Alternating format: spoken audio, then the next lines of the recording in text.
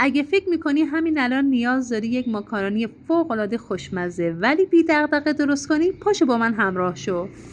یه دونه پیاز رو نگینی خرد کنید. اول بذارید روی حرارت آبش کشیده بشه، بعد بهش روغن اضافه کنید. کمی که صبوح شد زردچوبه رو بهش اضافه بکنید و هم بزنید و بعد هویج و فلفل دلمه نگینی خرد شده رو بهش اضافه کنید.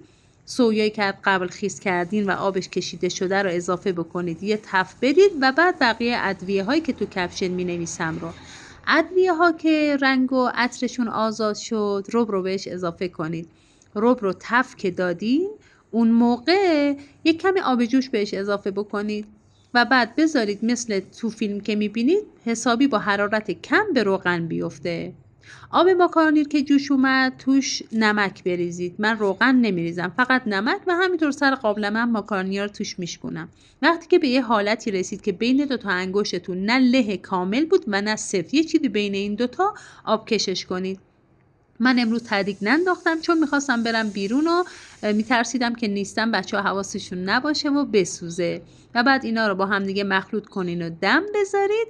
بعد از 20 الی 30 دقیقه یه ماکارونی خوش عطر و خوش طعم دارید که خود ماکارونیه تبدیل شده به تدیگ خیلی خوش رنگ و خوشمزه‌ای. حتما درست بکنید برای خودتون، بچهای گلتون، خانواده عزیزتون و لذت ببرید ازش. ببینید چه قشنگ دون و خوشمزه شده و تهدیگش رو ببینید چقدر عالی شده. جاتون حسابی سبز.